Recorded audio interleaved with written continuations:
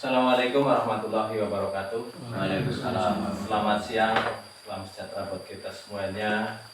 Pertama, marilah kita panjatkan puji syukur kehadirat Allah Subhanahu wa taala yang alhamdulillah pada siang hari ini kita masih diberikan kesehatan sehingga kita semua dapat menghadiri undangan saya ini dalam acara diseminasi budaya positif calon guru penggerak angkatan 10 modul 1.4. Sebelumnya saya terima kasih sekali Bapak Ibu semuanya dan mohon maaf saya menyita waktu Bapak Ibu semuanya yang seharusnya masih sibuk dengan kegiatan-kegiatan, apalagi ini kegiatan akhir semester yang seharusnya Bapak Ibu sedang melakukan koreksi atau mungkin sedang mengolah nilai. Namun saya mengganggu waktu Bapak Ibu semuanya, saya mohon maaf sekali lagi. Langsung saja Bapak Ibu, untuk kesempatan pada siang hari ini saya akan menyampaikan apa yang telah saya peroleh dari kurang lebih 2 bulan saya belajar mengenai guru penggerak. Di sini saya menyebarkan pemahaman dan penerapan pengalaman budaya positif. Saya sendiri Arief Subekti, calon guru penggerak angkatan 10 dan selaku guru atau pengajar praktek Pak Miftahudin dan selaku fasilitator Pak Winardi. Konsep inti budaya positif yang pertama adalah melakukan perubahan paradigma belajar. Nah, Bapak Ibu semuanya, paradigma pembelajaran saat ini itu mungkin sudah berbeda dengan pada zaman dahulu, di mana kalau dulu guru sebagai pusat pembelajaran sehingga guru itu selalu aktif dan siswa pasif di dalam kegiatan pembelajaran. Namun dengan perubahan-perubahan dan perkembangan pembelajaran pada saat ini, guru itu hanya sebagai tutor atau pengantar, di mana siswa itu yang aktif dalam kegiatan pembelajaran. Terus yang kedua adalah disiplin positif, di mana kita sebagai guru itu dituntut untuk bisa berdisiplin, di mana disiplin itu yang nantinya akan menjadikan suatu kebaikan. Disiplin itu, disiplin positif itu nanti kita bisa memberikan contoh kepada anak-anak sehingga mereka pun bisa meniru apa yang kita lakukan, hal-hal positif apa yang kita lakukan. Yang selanjutnya adalah nilai-nilai kebajikan, di mana guru itu mempunyai nilai-nilai atau mungkin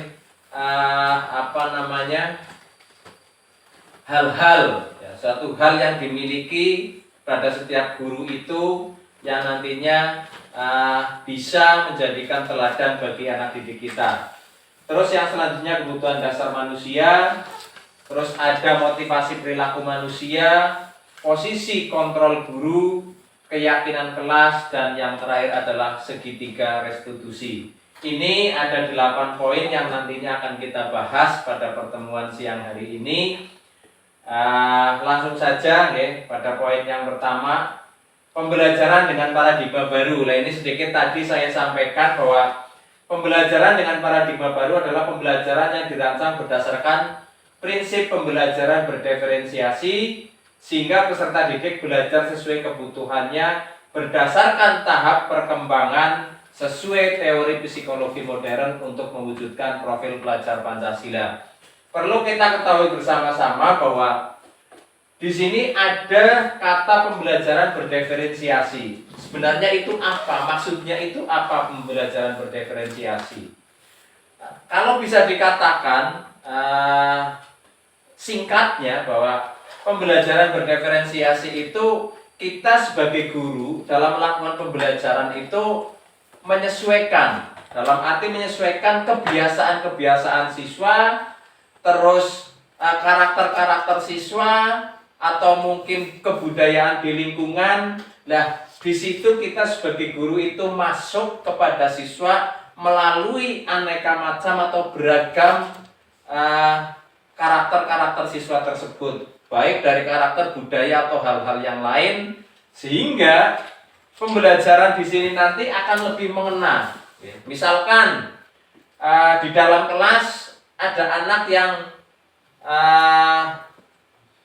gemar dengan kebudayaan, ya, atau menyukai kebudayaan. Misalkan contoh di sini kebudayaan kuda lumping. Nah, di situ kita mengenalkan melalui kuda lumping itu kita melakukan suatu pembelajaran, ya, di mana materi yang sesuai, misalnya dengan kebudayaan-kebudayaan di daerah tersebut, kita bisa masuk menyampaikan suatu pembelajaran. Sama seperti dulu pun dalam sejarah, ya, perkembangan Islam, ya, itu ada seorang wali yang memang pada saat itu menyebarkan ajaran-ajarannya atau hal-hal baik yang diajarkan itu melalui wayang atau juga dengan gamelan. Di situ dari kebudayaan-kebudayaan itu mereka menyampaikan tujuan-tujuan dari apa yang ingin disampaikan, yaitu kaitannya dengan pembelajaran. Begitupun kita pada saat ini kita dituntut untuk seperti itu. Ya. Pada dasarnya seperti yang disampaikan oleh Ki Hajar Dewantoro, ya, bahwa guru itu diibaratkan sebagai seorang petani, ya, dan siswa itu sebagai tumbuhannya. Ya. Kita itu ibaratnya petani itu tinggal merawat. Ya. Mereka tumbuh di tempat mereka sendiri, ya. Di tanah misalkan, tanah itu kok subur, kita tinggal bagaimana caranya agar mereka bisa tumbuh dengan lebih baik. Nah, itu salah satu fungsi guru, yaitu yang diibaratkan sebagai seorang petani. Misalkan kita menanam kangkung, ya, menanam kangkung. Nah, tentunya di situ akan tumbuh yang namanya rumput. Nah, kita itu menyiangi rumputnya supaya kangkung itu bisa tumbuh lebih baik, ya.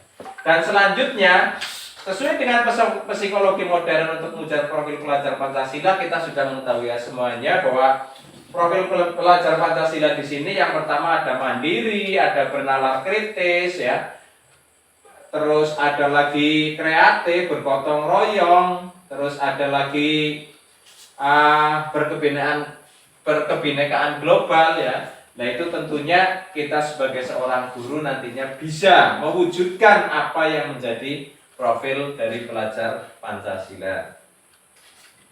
Terus miskonsepsi tentang teori kontrol, ya. Nah, di sini miskonsepsi ini adalah salah pengertian.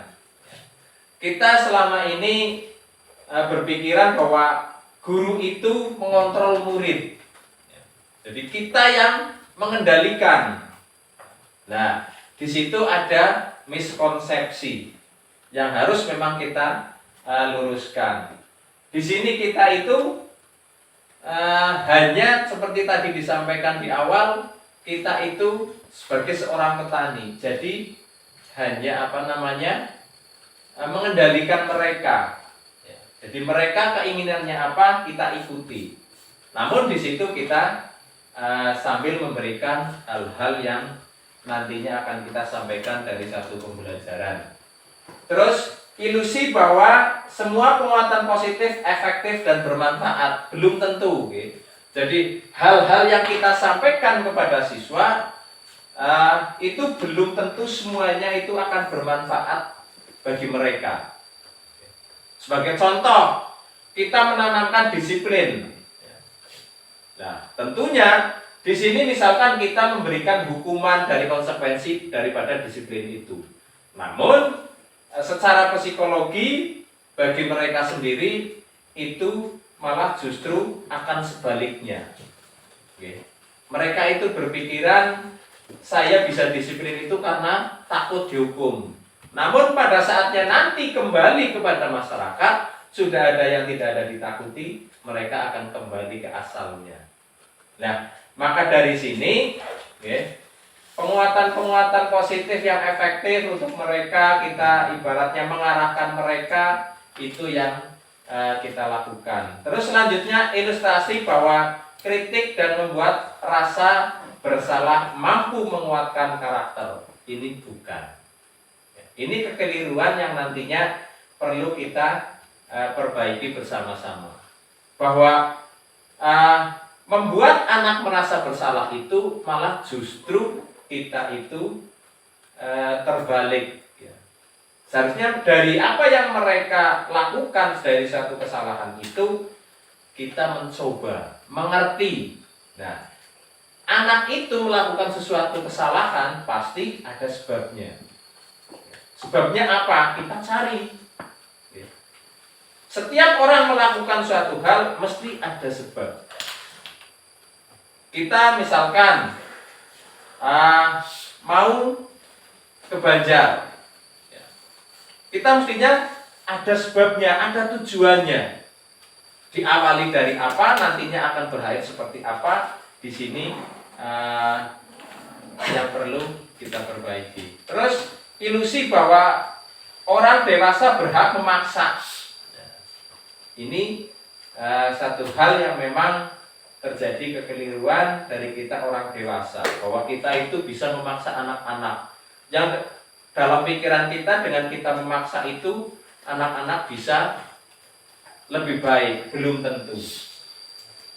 Malah justru dengan kita memaksa anak-anak akan berlaku sebaliknya. Ya. Itu ilusi-ilusi kita sebagai orang dewasa. Yang nantinya di mana di sini kita itu bisa untuk memperbaiki diri, kita semuanya untuk melakukan perubahan. Bagaimana caranya kita melakukan suatu kedisiplinan pada anak, tapi sesuai dengan perkembangan, sesuai dengan tingkah laku anak itu sendiri. Selanjutnya, mengubah paradigma stimulus respon ke pendekatan teori kontrol. Di sini ada stimulus respon dan teori kontrol. Sebagai contoh, realitas kebutuhan kita bersama. Ya. Realitasnya kebutuhan kita itu sama. Tapi secara teori kontrol itu realitasnya kebutuhan itu kita berbeda-beda. Kadang di kelas kita memikirkan bahwa anak di si kelas itu semuanya butuh ini. Belum tentu. Tergantung mereka nantinya ya dari kebiasaan-kebiasaan mereka. Terus semua orang melihat hal yang sama. Kalau dalam teori kontrol, setiap orang memiliki gambaran yang berbeda-beda.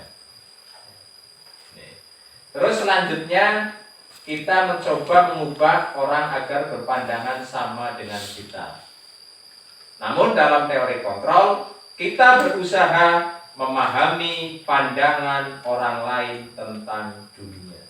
Ini Bapak Ibu, ini bisa di anak, bisa di pergaulan kita sehari-hari, bahwa kita itu disadarkan ya. Dari sini kita disadarkan bahwa kita itu pandangannya dengan orang lain itu sama. Kita mencoba mengubah mereka agar mereka sesuai dengan pandangan kita, tidak bisa. Di sini kita itu malah justru sebaliknya harus mengerti daripada orang lain. Jadi seperti kebiasaan-kebiasaan kita kadang, kalau kita egois kepengennya orang mengerti diri kita.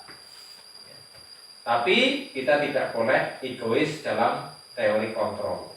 Kita yang harus mengerti. Kalau dalam konsep di sekolah, kita yang harus mengerti anak-anak, bukan anak-anak yang harus mengerti kita.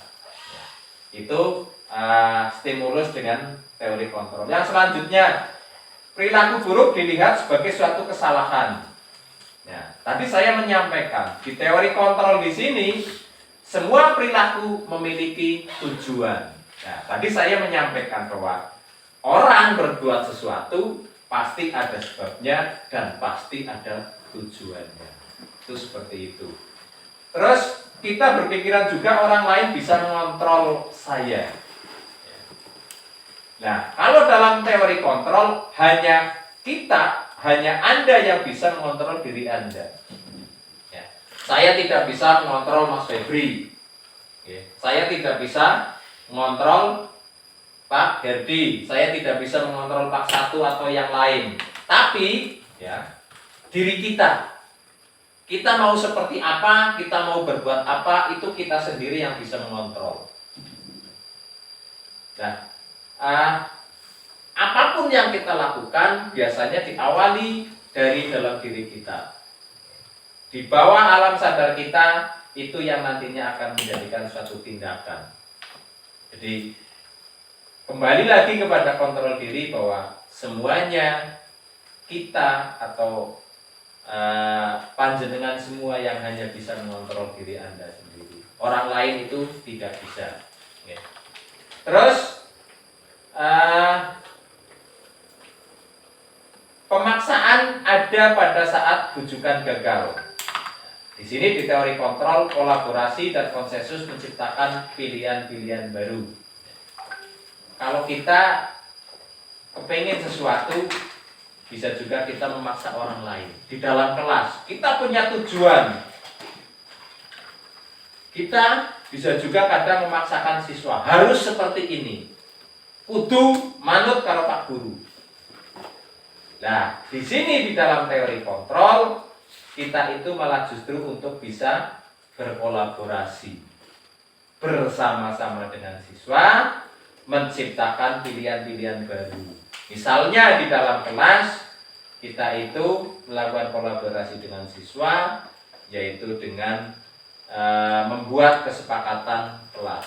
Nah, di kesepakatan kelas itu tentunya nanti karena itu kesepakatan bersama-sama, anak akan lebih menyadari untuk mematuhi. Karena semua itu dari pemikiran-pemikiran siswa.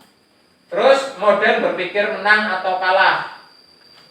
Kalau dalam teori kontrol ada model berpikir menang-menang.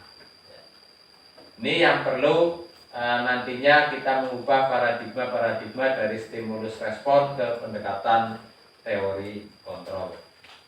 Yang selanjutnya disiplin positif. Disiplin berasal dari kata disiplina yang artinya belajar. Disiplin mengacu pada disiplin diri yang memiliki tanggung jawab terhadap apa yang dilakukan berdasarkan nilai-nilai yang diyakini. Nah, ini pengertian daripada disiplin. Disiplin mengacu pada disiplin diri.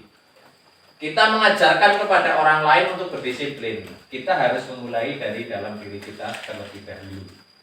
Tidak bisa kalau kita belum disiplin, kita mau mengajarkan disiplin pada orang lain. Karena semua diawali dari dalam diri kita sendiri. Terus disiplin positif merupakan salah satu cara penerapan disiplin yang bertujuan untuk menumbuhkan kesadaran serta memberdayakan peserta didik tanpa imbalan, ancaman, atau hukuman. Nah, Bapak Ibu, disiplin positif di sini kita sebagai guru, kita sebagai orang tua, baik di sekolah, baik di rumah, itu apa yang kadang kita lakukan. Contohnya, kita menyuruh anak, misalkan mereka untuk sholat. Dari awal kita iming-imingi, ya, nanti kalau kamu sholatnya rajin, tak beri hadiah. Kalau kamu ngajinya rajin, tak beri hadiah. Nah, ini imbalan ini yang nantinya pada akhirnya malah justru akan balik, ya, senjata makan tuan bisa dikatakan. Kita ngiming-ngimingi pada anak, tapi pada saatnya anak sudah rajin sholat, rajin ngaji, kita tidak memberikan imbalan, mereka akan berpikir, jong wis rajin malah ora duwe hadiah. Akhirnya mereka akan segeleme. Mereka kalau kita berikan imbalan, ya mereka akan mikir nanti saatnya tidak diberi imbalan, ya kembali kepada aslinya, gitu ya. Berarti ngone rajin sholat, kalau ngone rajin ngaji, semata-mata tujuannya hanya imbalan, hanya hadiah. Terus di samping imbalan juga ada ancaman atau hukuman. Contoh lagi, kita menerapkan disiplin di kelas. Siapa yang terlambat lari mengelilingi lapangan 10 kali. Sebagai contoh. Dan ternyata memang ada yang terlambat sekali. Mereka merasakan dihukum mungkin hari pertama melayu 10 kali berat. Terlambat lagi, mandat enteng. Terlambat lagi, akhirnya milih suka hukum, kan seperti itu. Ini yang kadang perlu kita perbaiki. Dari tadi imbalan, terus ancaman atau hukuman, malah justru bukan cara yang terbaik untuk mengajarkan satu disiplin positif. Sebagai pendidik, tujuan kita adalah menciptakan peserta didik yang memiliki disiplin diri sehingga mereka berperilaku mengacu pada nilai-nilai kebajikan universal dan memiliki motivasi intrinsik dalam perubahan perilaku ke arah yang lebih baik. Itu untuk disiplin positif. Yang selanjutnya, nilai-nilai kebajikan. Nilai yang disepakati bersama lepas dari suku, bangsa, agama, bahasa maupun latar belakangnya. Contoh nilai kebajikan organisasi. Tadi ada profil pelajar Pancasila, beriman dan bertakwa kepada Tuhan Yang Maha Esa dan berakhlak mulia. Ada berkebinekaan tunggal, berkebinekaan global, terus ada gotong royong, ada mandiri dan ada bernalar kritis. Ini untuk profil daripada pelajar Pancasila. Namun, di ini ada keterampilan hidup atau life skill. Ini yang nantinya justru malah harus ada pada setiap anak. Itu dapat dipercaya. Lurus hati, sebagai pendengar yang aktif, tidak merendahkan orang lain, memberikan yang terbaik pada diri sendiri. Ini sebagai contoh nilai kebajikan.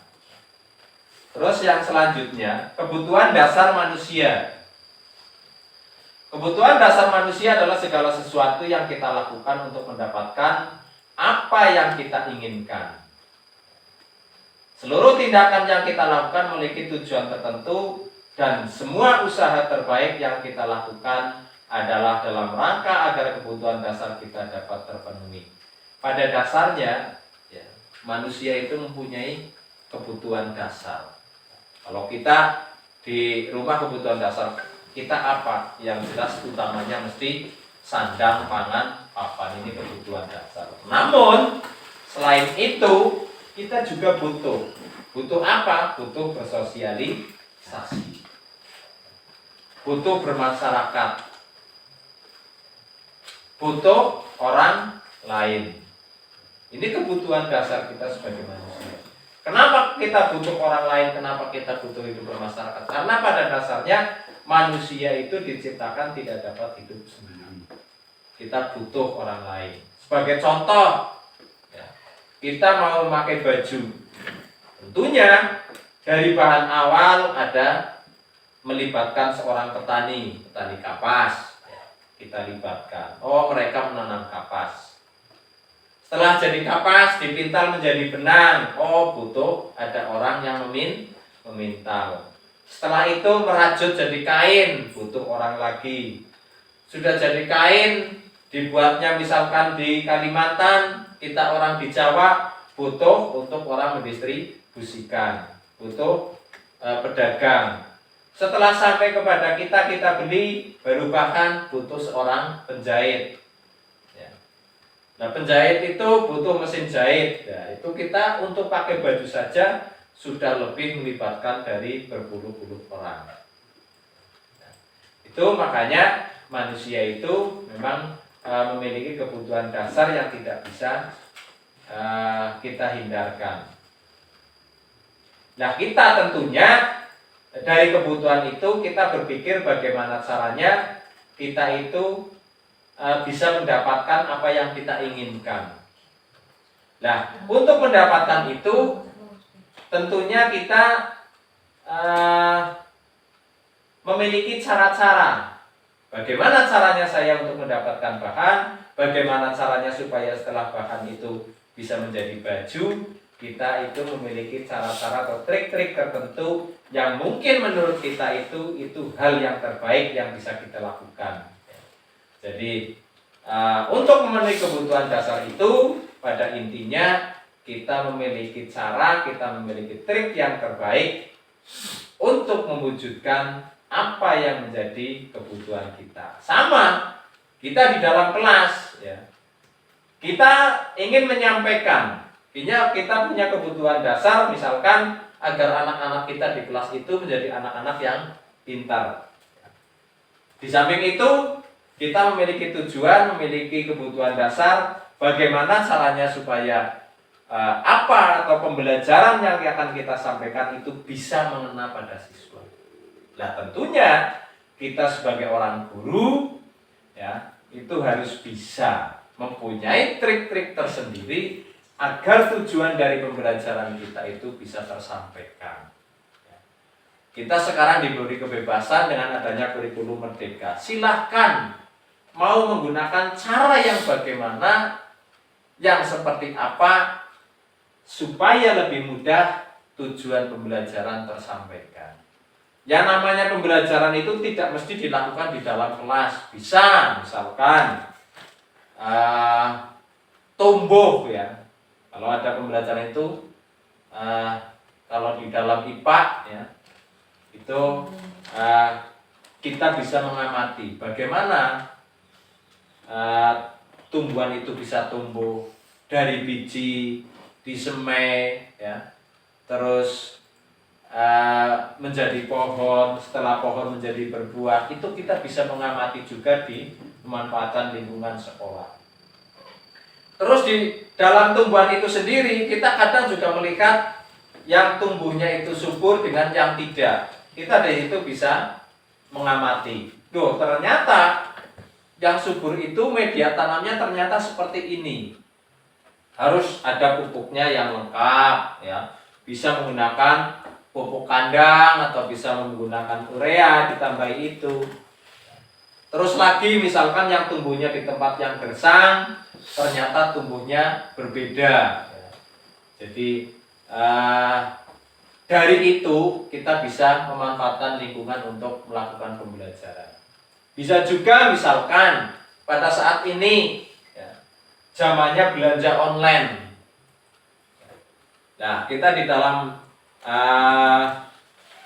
kegiatan ekonomi ya, jual beli, terus ada pengisian formulir misalkan untuk kelas 6 ya, itu juga bisa memanfaatkan dengan adanya fitur-fitur di belanja online. Oh, begini loh caranya belanja online, begini loh caranya ngisi formulir untuk kegiatan belanja online ya.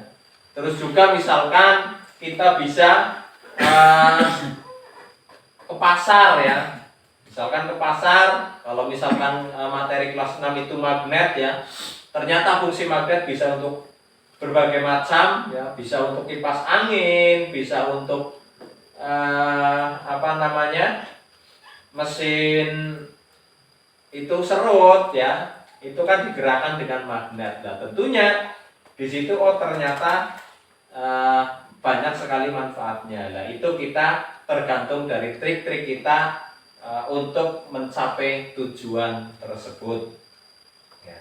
Jadi tujuan pembelajaran itu tergantung berhasil atau tidaknya tergantung kita semuanya di dalam menyampaikan, di dalam menggunakan media pembelajaran. Selanjutnya 5 kebutuhan dasar manusia. Yang pertama bertahan hidup, yang kedua kasih sayang dan rasa terima, penguasaan, kebebasan, dan kesenangan. Ini kebutuhan dasar daripada manusia. Bertahan hidup apa? Tadi saya sempat menyinggung makan, pakaian, tempat tinggal, keamanan, kesehatan, ya, itu kebutuhan untuk bertahan hidup. Nah, tentunya di sini pun ya tadi bisa dikaitkan bahwa untuk memenuhi itu semuanya kita perlu cara-cara dan kita harus berusaha untuk mencapai tujuan kita untuk bertahan hidup. Terus kasih sayang dan rasa diterima. Rasa diterima ini ya, kita itu hidup bermasyarakat. Rasa diterima, dipedulikan, berbagi bersama, menjadi bagian dari dalam kelompok. Jadi kita itu bermasyarakat itu kebutuhan. Pada saatnya kita misalkan punya masalah, wah aku nang omah sebel, pikirannya judeg, pengen ngendong, kandak, masalahnya hilang, paling tidak plong kayak gitu loh. Bisa dikatakan kalau anak sekarang ya anak tempat bercurhat kan seperti itu. Ya, ini kebutuhan daripada manusia, kebutuhan dasarnya ini. Jadi betul kita diciptakan itu hidup tidak bisa hidup sendiri. Terus penguasaan. Penguasaan ini juga kebutuhan dasar manusia. Harga diri, keinginan untuk dianggap, memimpin, diakui, dan didengar. Ini juga kebutuhan pokok, apalagi seorang perempuan, ya, di mana mereka itu sangat ingin sekali bahwa apa yang mereka sampaikan itu didengar. Apalagi kalau di rumah, kepengen di rumah kena bojone. Orang di rumah kena kok dadine kesel. Itu perempuan biasanya seperti itu. Ya, beda dengan laki-laki. Ya. Laki-laki itu kadang orang seneng kandah, ya. Kandahan anggere bojone disambi ya orang masalah kayak gitu kan. Itu laki-laki. Tapi untuk harga diri, terus keinginan untuk dianggap, ya, itu semuanya mesti sama mempunyai keinginan tersebut. Namun di sini keinginan untuk dianggap itu jangan sampai kita itu berlebihan. Kenapa? Karena kalau kita punya keinginan untuk dianggap ini berlebihan, bisa saja nanti kita malah justru menggunakan cara-cara yang kurang baik. Ini semuanya nantinya akan mengalir tergantung pada diri kita mengapresiasikan diri. Terus yang selanjutnya kebebasan. Kebebasan ini sangat dibutuhkan. Kepengen apa, karpe. Itu kebebasan. Di sini mandiri, memiliki pilihan, mencoba hal baru, dan mampu mengendalikan arah dirinya.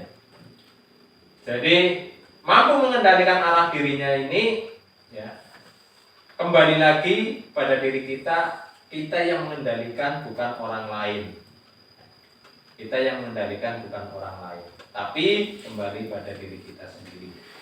Dan perlu, ya, kita sadari bahwa semua apa yang kita lakukan awalnya itu dari alam bawah sadar kita. Bagaimana kita tinggal mengendalikan? Contoh misalkan, ya, ada orang lain yang menyampaikan jelek tentang diri kita. Tentunya di alam bawah sadar kita tidak terima. Kita tidak terima. Nah, tinggal kita itu bisa kontrol atau tidak. Karena yang namanya alam bawah sadar pada pikiran manusia itu kalau tidak terkontrol akhirnya akan menjadi bibit suatu hal-hal yang justru malah kurang baik. Seperti tadi contoh kita digunjing nampong gitu kan. Pada alam bawah sadar kita siapapun mesti gelak. Nah, tinggal kita di dalam diri kita mau bagaimana mengendalikan. Lah, misalkan contoh, aku biasa tuh mau nampong di seorang tak pikir, itu kan salah satu contoh untuk mengendalikan diri. Tapi kalau kita pengendalian dirinya kurang, wah, asem ya, kayak apa apik banget, kayak ngomong-ngomong nanyong. Nah, ini ya, awalnya itu semuanya dari alam bawah sadar. Jadi apa yang ada dalam pikiran kita kadang kalau tidak kita kendalikan bisa menjadikan satu tindakan yang kurang bisa diterima. Itu alam bawah sadar kita. Semua orang pasti seperti itu. Saya pengen seperti ini diawali dari dalam pikiran saya, dari dalam perasaan saya. Nyong gelak karo orang. Intinya itu pada pengendalian diri. Nyong berambisi atau tidak, intinya pada pengendalian diri. Sama kita bermasyarakat, intinya kita harus bisa mengendalikan diri. Kalau kita bisa mengendalikan diri kita, insya Allah semuanya akan baik-baik saja. Terus selanjutnya kesenangan. Ya siapa sih wongnya sih orang kepengen senang, orang kepengen bahagia. Di sini kesenangan di sini ya bisa bermain, humor, tertawa, terus antusias. Ya. Ini untuk mewujudkan daripada kesenangan-kesenangan tersebut. Ya, kita pun guru ya cok dolan, kita pun ya cok guyon, gleweh kayak gitu ya. Nah itu cara-cara untuk memperoleh kesenangan. Selanjutnya motivasi perilaku manusia ada motivasi intrinsik dan intrinsik. Nah, motivasi ekstrinsiknya untuk menghindari ketidaknyamanan atau hukuman.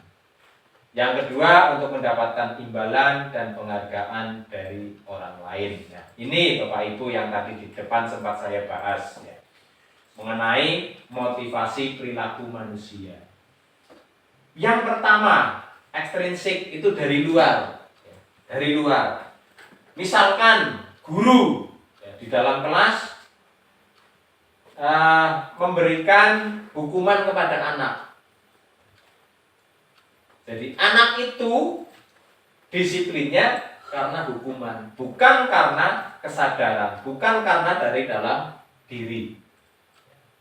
Jadi mereka itu karena takut, karena tidak nyaman. Makanya bagaimana caranya mereka itu taat, bagaimana caranya mereka untuk tidak melanggar supaya tidak memperoleh hukuman. Terus yang selanjutnya, motivasi selanjutnya adalah mendapatkan imbalan, hadiah. Di dalam kelas misalkan, yo siapa yang mau mengerjakan ke depan, nanti saya beri hadiah, saya beri bintang 2 gitu. Jangan bintang 7, makanya itu orang mumet ya. Itu ya, jangan bintang 7, jangan bintang 2 ya. Ini yang nantinya kalau dilakukan secara terus-menerus malah justru tidak baik.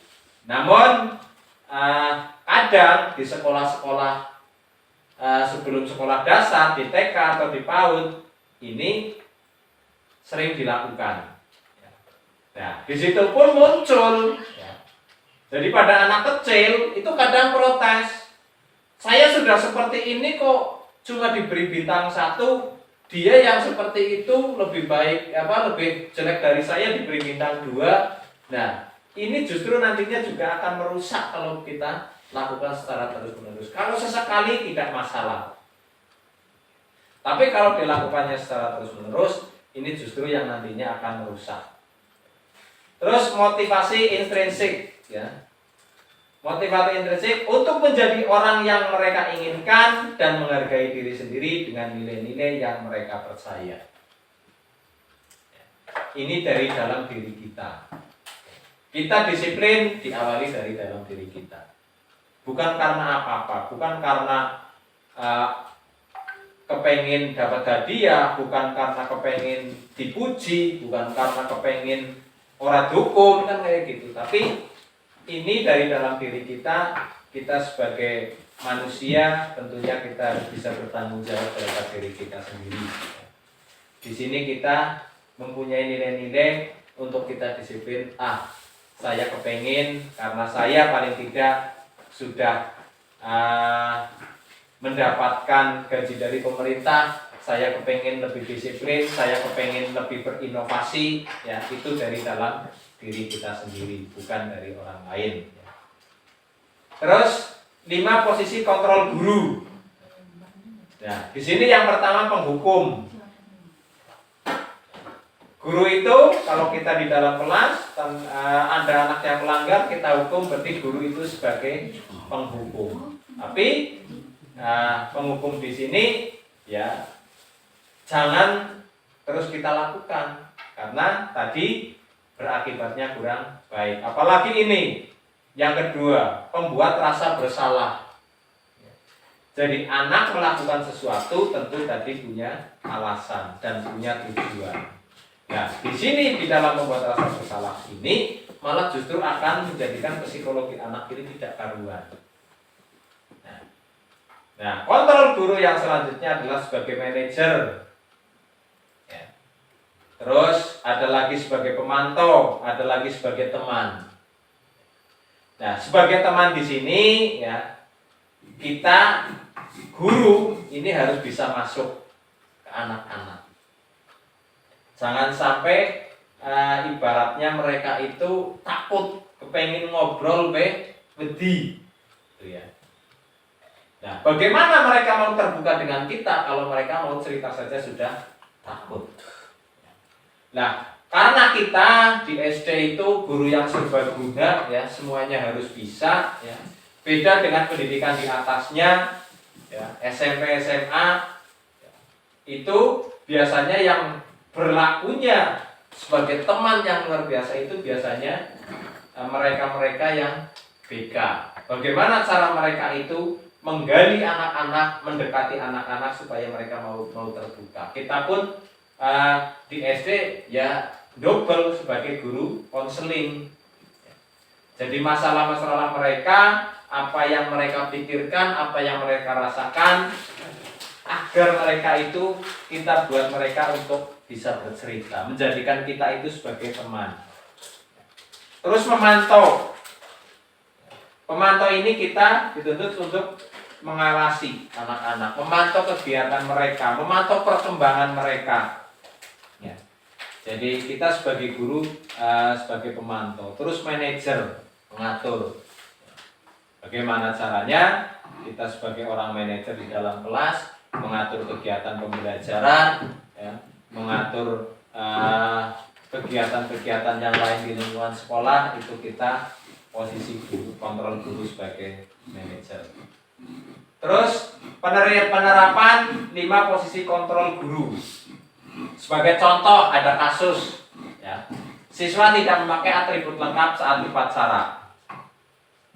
Nah, penerapan sebagai penghukum, hormat pada bendera selama 1 jam. Kita itu sudah posisinya sebagai penghukum. Bocah, orang nganggo dasi, orang nganggo topi, pun ngadeg, hormat maring bendera selama 1 jam misalkan. Panas-panas maning. Ya. Ini. Terus kontrol guru sebagai pembuat rasa bersalah. Nah, ada anak membuat kesalahan seperti tadi, tidak memakai atribut. Kita di hadapan anak menyampaikannya, coba berapa kali Bapak Ibu sudah ngomong, Bapak Guru sudah ngomong ke mereka, kamu itu selalu mengecewakan, tidak mengindahkan apa yang disampaikan oleh guru. Dan di sini anaknya di pojok kena, disalahkan. Tentunya kita pun kalau kita disalahkan mesti ya berontak. Sama siswa pun seperti itu. Mereka tidak terima. Mereka pasti memendam rasa bahwa dia itu kecewa, ya, pada yang menyalahkan. Nah, posisi selanjutnya posisi sebagai teman. Ayo dong ikuti aturan sekolah, tolong bantu Bapak Ibu guru sekali lagi ya. Ya sudah, tidak apa-apa. Lain kali jangan berbuat seperti ini. Ini justru malah nanti akan mendekatkan kita dengan siswa. Nantinya kalau kita ngomong ke siswa ya, seperti ini, mereka akan lebih perhatian. Ya, akan lebih perhatian. Oh ternyata Pak Guru wis eman karo nyong. Ya, Bu Guru wis eman. Ya, Bu Guru wis kepenak diajak ngobrol ya. Bagaimana caranya saya supaya agar tidak membuat guru kecewa. Ini posisi guru sebagai teman.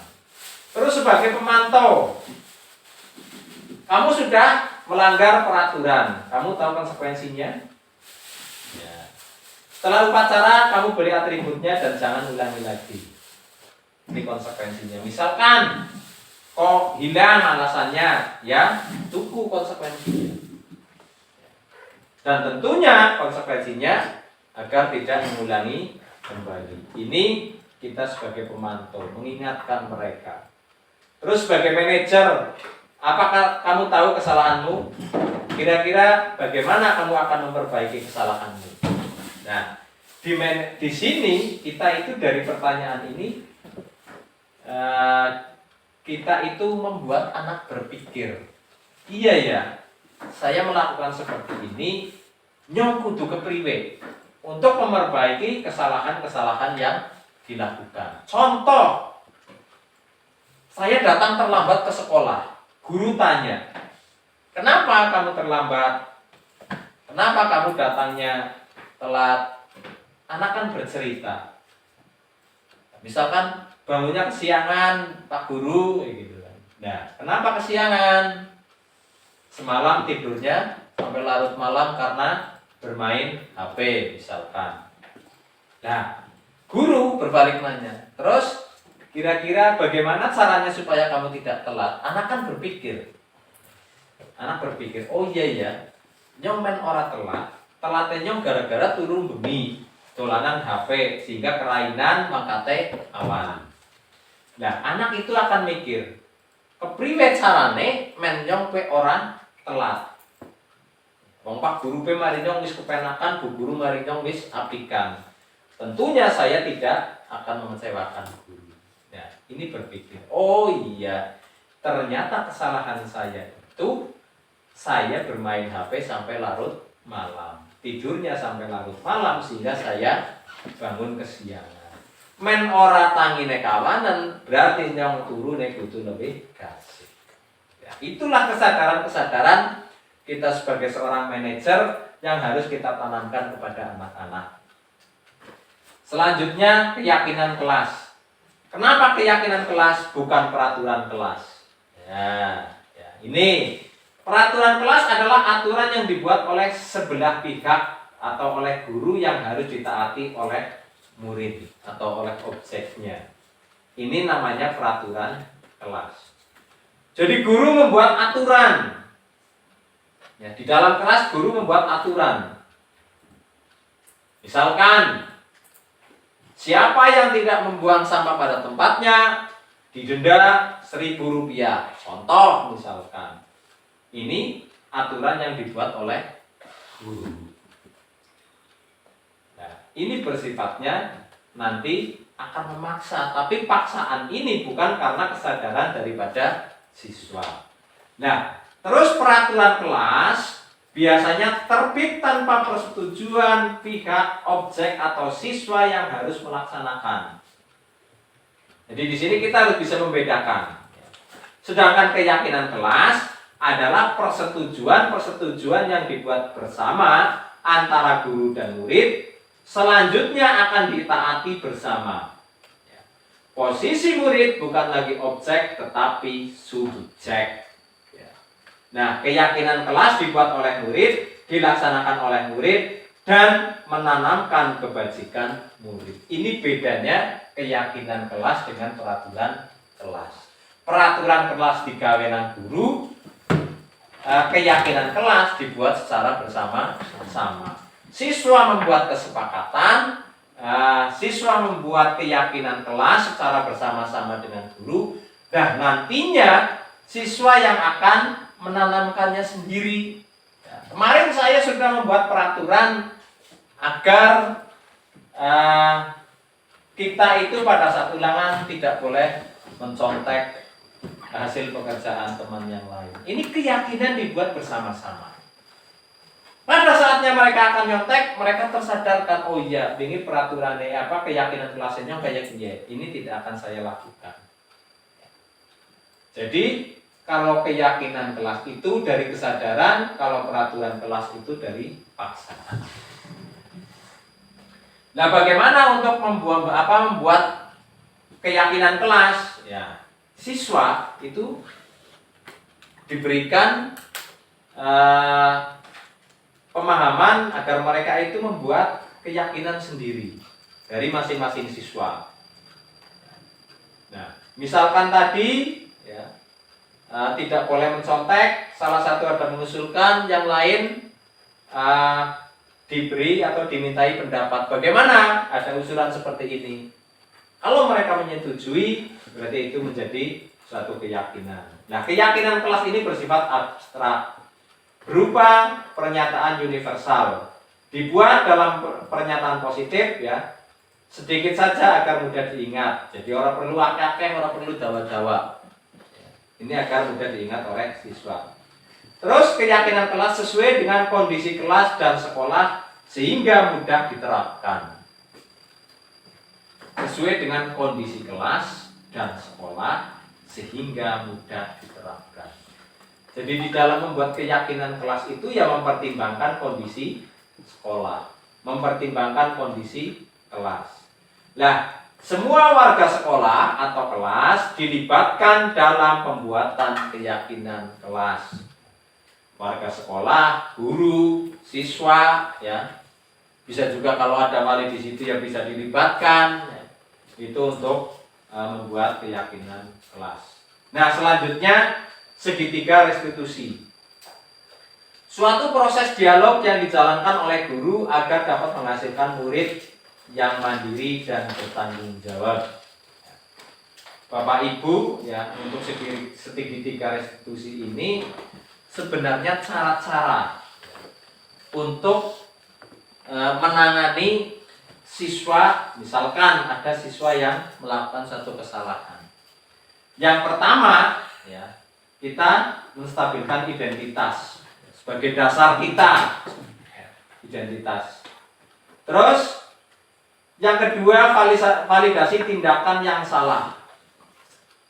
Terus yang ketiga, menanyakan keyakinan. Ya, menstabilkan identitas ini dari anak itu, kenapa kok bisa melakukan hal seperti itu, ya. Terus kira-kira tindakanmu seperti apa? Terus kira-kira ke depan kamu akan seperti apa? Ini dari segitiga restitusi. Terus yang pertama, menstabilkan identitas. Berdasarkan prinsip membuat kesalahan adalah bagian dari pembelajaran. Berbuat salah itu wajar. Ini kita kalau ada anak yang berbuat kesalahan. Tapi wajar pun tidak perlu dilakukan. Tidak ada manusia yang sempurna di dunia ini. Jadi setiap orang pun ya pernah mesti melakukan kesalahan. Ibu bapak juga pernah melakukan itu. Nah, ini awal, menstabilkan mereka dulu. Misalkan gelut nang kelas, ya, kita bawa ke kantor, kita stabilkan dulu anak tersebut. Si mau lagi emosi, ya, kita tanya, kenapa emosi, anu ngapa, kan seperti itu. Ya. Terus bapak ibu tidak akan mencari siapa yang salah, tapi ingin mencari solusi dari permasalahan ini.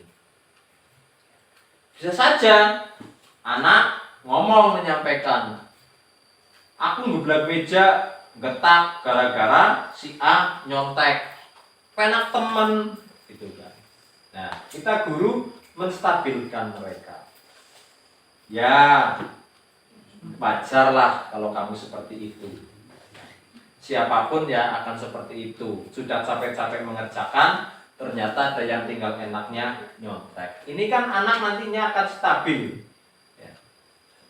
Terus yang selanjutnya, validasi tindakan yang salah. Berdasarkan prinsip, setiap perilaku berupaya memenuhi suatu kebutuhan tertentu. Tadi di awal sudah saya sampaikan, untuk memenuhi kebutuhan tertentu mesti kita akan melakukan satu tindakan. Kamu pasti punya alasan kenapa kamu melakukan itu. Tadi kasusnya nyontek, geblak meja, diconteki. Tentunya anak ditanyai, kenapa kamu kok bisa seperti itu, melakukan hal itu. Nah, anak bercerita tentunya. Bisa juga, padahal kamu bisa melakukan yang lebih buruk loh dari itu, ya. Contoh misalkan, wajarlah kamu melakukannya seperti itu. Bisa saja kamu melakukan yang lebih dari itu. Contoh misalkan, itu bisa lebih. Terus kamu juga melakukannya karena mempertahankan suatu yang penting bagi kamu. Ini validasi, contoh validasi tindakan. Selanjutnya, menanyakan keyakinan. Berdasarkan prinsip teori kontrol bahwa pada dasarnya kita termotivasi secara intrinsik. Apa keyakinan kelas kita? Terus nilai-nilai apa yang telah disepakati bersama? Seperti apa gambaran kelas yang ideal menurut kamu? Sama tadi misalkan, kira-kira supaya kamu tidak seperti itu, tidak marah-marah lagi dengan teman kita, di kelas kita kan sudah ada yang namanya keyakinan kelas. Kira-kira kamu melanggar tidak dari keyakinan kelas itu? Kalau kamu seperti itu, kira-kira kamu besok mau seperti apa? Untuk hal ini tidak terulang kembali. Ini contoh penerapan restitusi.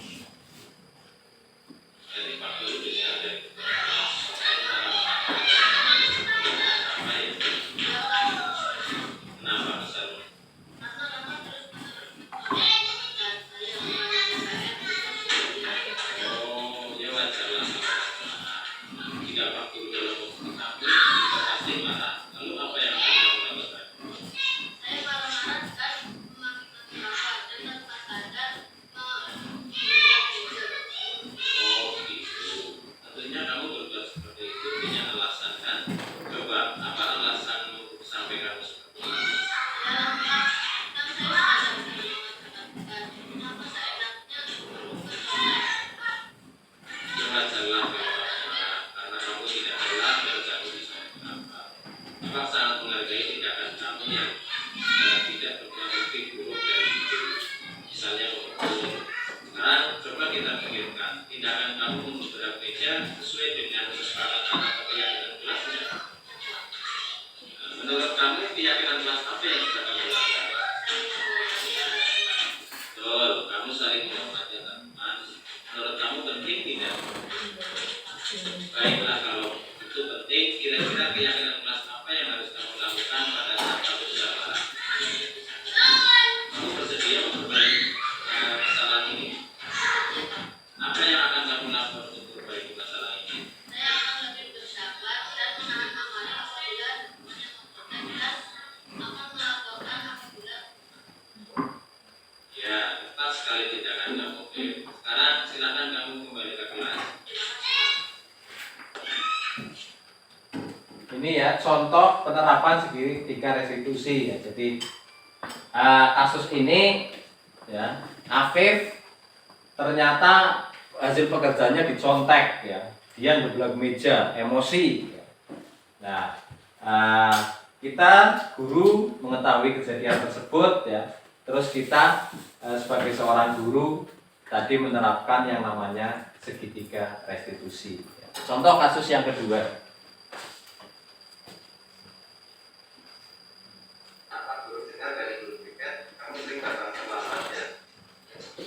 menurut ingatan kamu sudah berapa kali kamu terlambat, Pak? Sering terlambat itu satu kesalahan bukan, Pak? Baiklah, Pak, berbuat kesalahan itu manusiawi, dan orang pasti pernah berbuat kesalahan. Yang terpenting setelah berbuat kesalahan kita berusaha untuk memperbaiki. Ya, setuju? Pak, coba kita cari solusinya ya. Pak, menurut kamu sering terlambat pasti punya alasan. Coba alasan kalau kamu sering terlambat itu apa?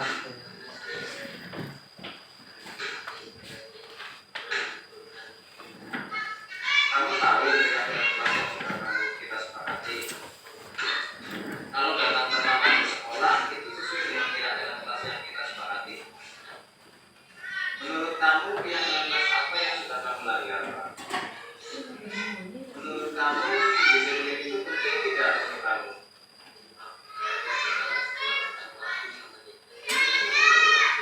Betul, menghargai waktu itu penting karena kita seperti kita menghargai orang-orang yang ada di sekitar, pekerjaan dari kita menerbok dan kita juga dapat melatih rasa kepedulian.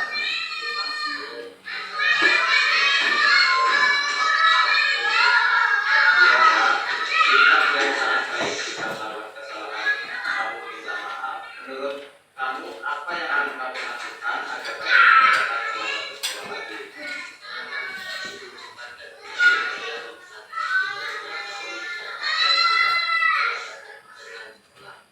Baik, Pak, kamu sudah menemukan solusinya dan Pak Guru akan bekerjasama dengan orang tua kamu agar kamu tidak datang terlambat ke sekolah lagi. Sekarang silakan kamu kembali ke kelas ya, Pak.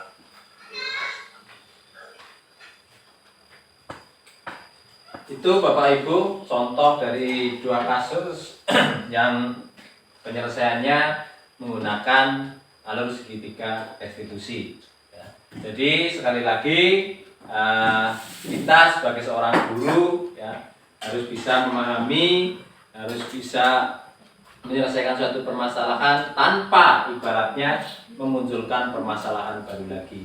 Dan kita juga harus bisa menerapkan kepada anak-anak agar kesadaran diri mereka itu bisa ditunjukkan atau bisa kita lebih menguatkan lagi agar mereka itu bisa menciptakan, bisa mengendalikan diri agar mereka bisa kedepannya lebih baik. Mungkin itu Bapak Ibu Guru yang saya sampaikan pada kesempatan siang hari ini. Oke. Barangkali dari awal sampai akhir banyak hal-hal yang kurang berkenan atau mungkin tutur kata yang kurang pas di hati Bapak Ibu semuanya. Saya mohon maaf yang sebesar-besarnya dan sekali lagi mohon maaf sudah mengganggu waktu Bapak Ibu semuanya untuk mengikuti kegiatan saya pada siang hari ini. Dan untuk itu, untuk menutup kegiatan pada hari ini, marilah kita semuanya membaca hamdalah secara bersama-sama. Alhamdulillahirabbil alamin. Saya akhiri. Wassalamualaikum warahmatullahi wabarakatuh. Waalaikumsalam warahmatullahi wabarakatuh. Pak Guru dengar dari Guru Piket, kamu sering datang terlambat ya? Iya, Pak. Menurut ingatan kamu, sudah berapa kali kamu terlambat, Pak? Sering terlambat itu suatu kesalahan bukan, Pak? Baik, Pak. Berbuat kesalahan itu manusiawi. Setiap orang pasti pernah berbuat kesalahan. Yang terpenting setelah berbuat kesalahan, kita berusaha untuk memperbaikinya. Setuju? Rafa, coba kita cari solusinya ya. Rafa, menurut kamu sering terlambat pasti punya alasan. Coba alasan kalau kamu sering terlambat itu apa? Karena saya sering begadang Pak dan main HP sehingga saya kurang tidur dan bangun siangan. Kamu tahu keyakinan kelas yang sudah kita sepakati? Tahu Pak? Kalau datang terlambat ke sekolah itu sesuai dengan keyakinan kelas yang kita sepakati? Menurut kamu keyakinan kelas apa yang sudah kamu langgar, Pak? Menurut kamu disiplin itu penting tidak untuk kamu? Penting Pak, karena datang sekolah tepat waktu sama jaga saya menghargai waktu. Betul, menghargai waktu itu penting dan sangat bermanfaat untuk kita. Seperti kita menghargai orang-orang yang ada di sekitar. Pekerjaan jadi tidak menumpuk dan kita juga dapat melatih rasa kepedulian. Iya Pak, saya menyesal saya selamat. Iya Pak, sikap yang sangat baik jika melakukan kesalahan kamu meminta maaf. Menurut kamu apa yang akan kamu lakukan agar kamu tidak datang terlambat ke sekolah lagi? Saya akan tidur cepat dan tidak begadang lagi sehingga tidak bangun kesiangan dan tidak terlambat ke sekolah. Baik Pak, kamu sudah menemukan solusinya dan Pak Guru akan bekerja sama dengan orang tua kamu agar kamu tidak datang terlambat ke sekolah lagi. Sekarang silakan kamu kembali ke kelas ya Pak.